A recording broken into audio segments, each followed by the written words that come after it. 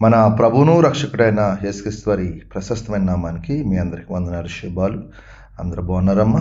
దేవాదేవుడు మరొక నూతన దినం దయచేసిన దేవాదేవునికి వందనాలు చెల్లించుకుంటూ ఈ దినపు వాగ్దానం ధ్యానించుకుందాం. ఈ దినం మనతో ఏం మాట్లాడుతున్నాడు దేవాదేవుడు, ఒకసారి వాగ్దానం చూసుకుందాం.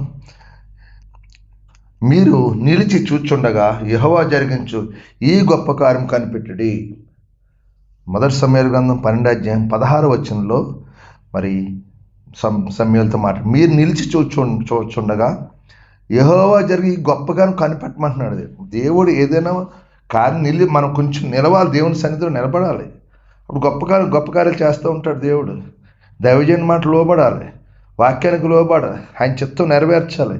ఈ దినము వాగ్దానం ఉన్న సహోదరుడు ఆ సహోదరు అన్నదినము వాక్యంతో నీతో మాట్లాడుతున్నాడు దేవుడు. ఏం మాట్లాడు? మీరు నిలిచి చూచుండగా యెహోవా జరిగి గొప్ప కార్యమును కనిపెట్టుడి అంటున్నాడు.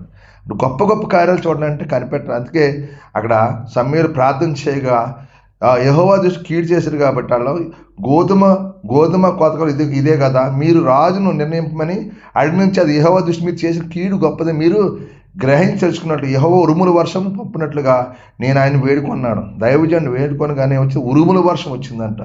గొప్ప కార్యాలు చేస్తాడు దేవుడు. మునిపెండ చూడండి, దీవెనలు పొందుకో, మునిపెండ ఆశీర్వాదాలు పొందుకుంటావు. నువ్వు అడుగుపెట్టిన స్థలం దీవెన కనుక ఆశ మలుస్తాడు. ఎప్పుడైతే ఆయన నిలబడినప్పుడు, ఆయన చిత్తం నెరవేర్చినప్పుడు. కాబట్టి ఏదైనా వాక్యం ఉన్న సహోదరి ఈ వాగ్దానం ప్రార్థన చేయండి. దేవుడు మిమ్మల్ని కుటుంబాన్ని దీవించును గాక. సమలు మీ కొరకు ప్రార్థిస్తాను. మీరు కూడా నాతో కొంచెం ప్రార్థన. సర్వాధికారి మహాగణుడు పరిశుద్ధుడు కృపగల తండ్రి, నీకు వందనాలు స్తోత్రాలు. మరొక నూతన దినం దయచేసే ప్రభు. అయ్యా, ఏదైనా బిడ్డల జీవితంలో గొప్ప కార్యాలు చూసిన కనిపెట్టే కృప దయచేయి. కనిపెట్టి నీలో నిలిచుంటూ కనిపెట్టు సహాయం చేయండి. దీవించి ఆశ్రయించి ప్రభావ. పనుల పరం ఒత్తిడి తీసేయండి. బలహీనంగా వీళ్ళు ముట్టండి, స్వస్థపరచండి. కుటుంబ సమస్యలు విడుదల దాచండి. అప్పులు బంధువులు విడిపించండి.